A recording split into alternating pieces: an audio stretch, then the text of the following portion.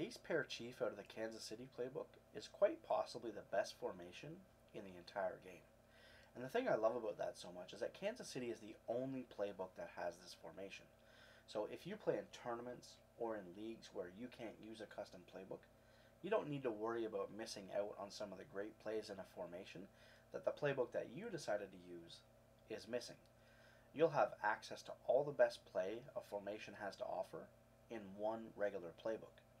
And it just so happens that that's quite possibly the best formation in the game. So here, I'm going to show you every play that we're going to cover in this guide.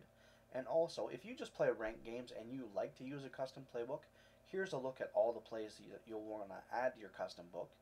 And one thing to note, if you are going to use a custom playbook, the formation is listed as twin tight end chief, not ace pair chief. So let's go ahead and take a look at the first play, one of my favorites, KC Smash. Versus any zone in the entire game, other than a cover 2 flat zone, this motion route is going to be open for a quick pass every single time. Running this play will literally force your opponent to play cover 2 or cover the route manually. And the motion is so quick that if they're anywhere else on the field, they'll never get to our receiver in time. So just to give you an idea of what I mean by a quick pass, take a look at our quarterback and notice that once I snap the ball, I don't even let my quarterback drop back one step. I am literally snapping and throwing the ball. So make sure that you do the same, because if you let your quarterback drop back and you try to throw the ball, chances are you're going to get intercepted. If they're not in a cover 2, we're going to continue to hit that X receiver motion route up and down the field.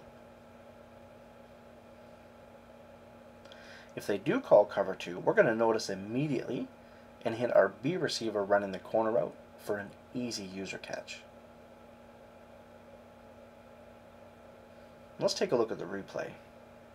Now, as you can see, our wide receiver is in prime position in front of the defender for a face throw animation user catch.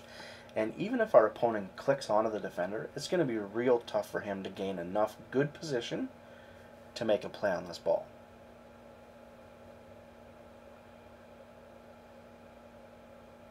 That face throw animation is just too tough to stop. Now the great thing is that even if our opponent doesn't call a cover 2, that corner route can still be very deadly versus a large amount of zone defenses. So if our opponent happens to user jump the motion route, a lot of the time we'll still be able to hit that corner route for a big gain. Now what I'll do now is just run this play versus random defenses just to give you a better idea of how we're going to pick apart any zone we face with these route combos. Now, showing this motion X route, it's almost pointless. It is a completion versus any zone that's not a cover 2. Just over and over and over again. Now, if we know they're in cover 2, or maybe we see a defense that we know the corner route is going to be open on, like the cover 3 that we just faced there, we'll quick snap without motioning X and hopefully get our opponent out of user position even more for an easier completion. So I just want to take a minute and I want to show how I'm user catching this route to get our face throw animation every time. Once I click on, all I do is quickly go inside, then back outside. You're going to notice the quick move inside, but you probably won't notice the outside move as much. That's when I also press Y and get the face throw animation for an easy catch. So now that we've been hitting X and B all day from this play, what about the two tight ends? You're going to notice that the default drag route that Y is on is going to stop midfield. So I always like to put them on a hot routed drag so that if X and B are ever covered, I can hit the tight end underneath for a nice easy gain almost 100% of the time. Now, to really make this play complete and even more dominant versus zone is by putting the halfback on a fade route out of the backfield. This is something I normally do out of shotgun, but out of this formation versus zone, it's very good. Now, this route, along with the Y drag, are two really nice underneath zone killers. And this play is so hard to defend, I really don't even know what else to say. Wait until you mix this in with the other 8 plays that I'm going to show. Your opponent is going to have no idea what hit him.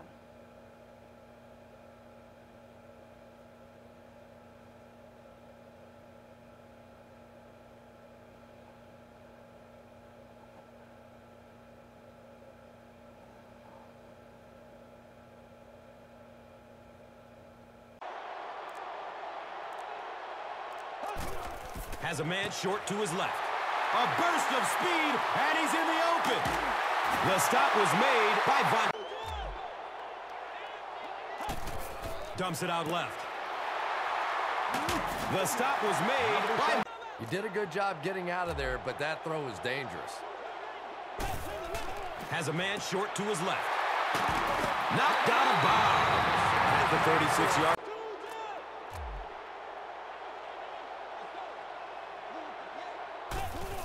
Dumps it out left. PA Chiefs post is a play that I love to use when I want to just murder man-to-man defense. What I do is I just block the running back, and because we're facing man, I'm going to put A on a slant in. Slants, of course, kill man-to-man defense this year. Then we're going to motion X just like we do versus zone. But because they're in man-to-man, what's going to happen here is the receiver is going to come to the inside rather than going to the outside. So if our opponent doesn't realize what it is that we're doing versus man and zone defenses, and maybe he's going to try to jump that route, when he tries to jump it and go to the flats, our receiver is going to cut back into the middle of the field, and we're just going to go upfield for either a touchdown or a nice big gain to get a first down. Now, if he doesn't user control it and it's versus man defenses, which is ideally what we would like, we never want to face somebody that's user controlling. All that's going to happen is we're going to motion him out to the left. He's going to cut back to the inside, and as you can see, the computer player cannot keep up. The receiver is going to make a hard cut to the inside and be wide open for a good 8 yards. Now, as I said, slants kill man-to-man defense this year, so that's why we want to put A on a slant. So once we've got them distracted by motioning X out to the side, we're just going to hit A over the middle on a nice, easy completion. So let's try it again. We motion over Walter. We get them thinking about the X receiver versus man, and we hit him over the middle for an easy completion. Now, the other thing that I like to do is that B receiver is on a really nice jetpack animation route. So we motion X, we don't hit X, we don't hit A, but we throw a nice high bullet or a pass lead to the inside for the jetpack animation for an easy one-on-one man-to-man defense user catch. Look at how we go up, we pass lead to the inside, and our receiver goes up and gets the jetpack animation. Now, the thing that's great about this is look at how the receiver blocks the defender from being able to make a play on the ball. That's why that particular animation is so effective. So we'll do it again. We'll pass lead to the inside, jump up, and make an easy jetpack animation user catch. The other thing that we can do is if we don't want to do that, we can just throw a high bullet once the receiver makes his first cut to the inside for an easy, spectacular catch animation. Let's take a look at the replay again. We'll zoom in on Andre here. As soon as he makes his cut, we just throw a high bullet versus man-to-man defense, and he's going to get a nice, spectacular catch animation. Now, you can do this versus zone as well, but the reason why I love to do it versus man defense is look at how the cornerback turns his back right when our receiver's about to cut. That's when we throw that high bullet. The defender's nowhere near being able to make a play on the ball, and we go up for an easy, computer-controlled, spectacular catch animation. Pass is short right side.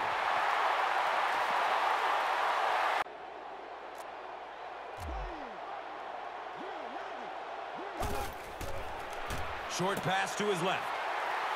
He powers into the end zone for it. Flips it out short to his left. A burst of speed, and he's in the open. Racing toward the end zone. He's gone. And on the very first play. Pass Passes it over the middle of the field. He's Low into his cuts, and he really understands what the defense is trying to do to take him away, and he is working them over. makes the throw over the middle. Ed Reed was there. PA Chiefs wide drag is a play that I love to call versus zone defense. I absolutely love the route that X is on, but also since a couple of our best plays are motions to the outside, motioning to the inside is really going to keep our opponent off balance even more. This route is extremely effective, especially since when we motion inside and snap the ball, our receiver actually gets a nice speed burst right through the middle of the field and is wide open if we make the proper pre-snap read. So all we do to set this up is cancel the play action by blocking LB and motion X to the inside just 1 or 2 steps, or until he is behind the inside left receiver and we snap the ball. Now the quick motion, it kind of confuses the zone defenders in that area just enough that there's no way that they're going to be able to make a play on the ball, especially considering the speed burst that we're getting after the snap. He just blows right behind the defender and there's nothing that he can do. He's just too far downfield and he's wide open for the catch. So when we read this defense, if we see that little hole in the defense right between our left inside wide receiver and our left tackle, call this play, motion X inside, and there's almost nothing that they can do. So let's take a look at what I mean by that little hole. As you can see, look at between the left tackle and the inside receiver. All the linebackers are over the middle of the field. We motion X inside, there's nothing they can do. The best thing about this play is that we're not even done yet. Let's just say that we're facing an opponent and we're killing him with the inside motion. And he's pissed. He's now got his defensive ends in coverage, his linebackers in coverages, and he's doing everything he can to try and stop that play. Well, all we do is motion X inside just like normal. If we see that underneath coverage, just wait for the receiver to get downfield. Now, I don't know what it is about this play, whether it's the route or the nice speed burst that we get right when we snap the ball, but this is a very simple user catching route. All we want to do, depending on where the pass is thrown, is either cut inside or cut outside and press Y to get that face throw animation. Just look at how we cut inside, we get the face throw animation, and the defender is just in no position to be able to make a play on this ball. Opts for a short throw. Won and lost in the secondary.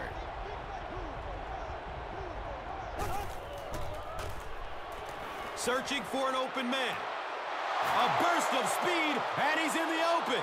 And he's running with a purpose now. He's in. Touchdown.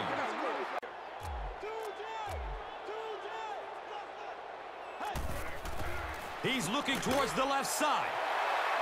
Major right was there to...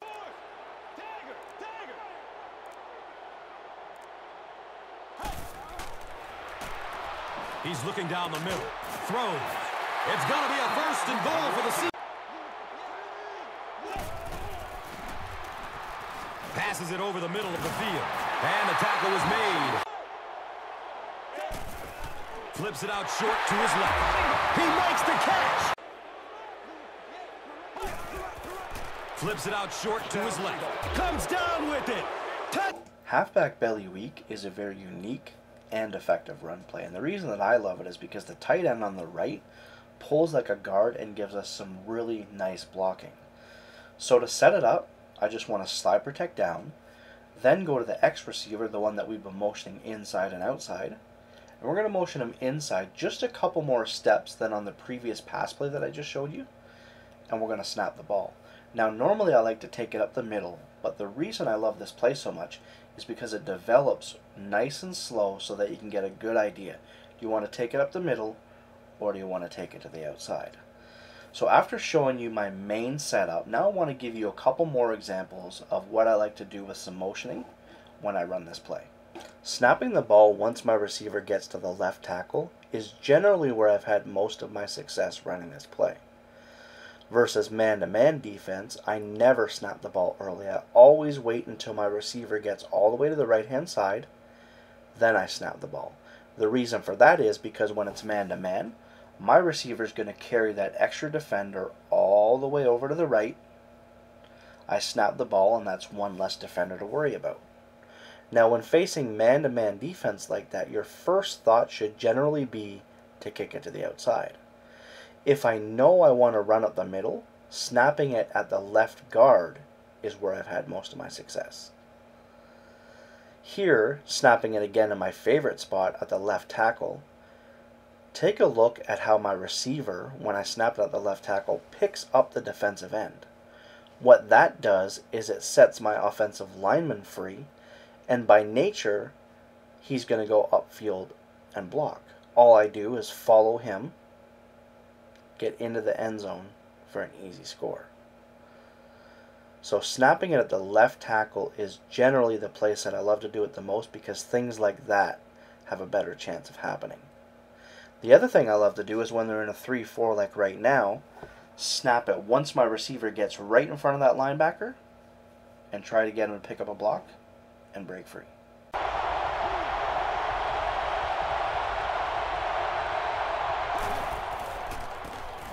Schaub will hand it off. Running strong downfield. Rumble, young man, rumble. Terrence Newman was there to bring it. Foster on the run. And he's running with a purpose now. Da-da-da-da-da-da-da-da-da-da-da. One touch is all he needs. Wow! He's got it.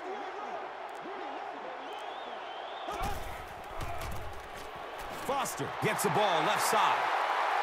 There he goes! Burst of speed. Boom! He's gone. He's in. Touchdown! Understands what the defense is trying to do to take him away, and he is working them over. Foster, the ball carrier. Gone! Get this man a new contract.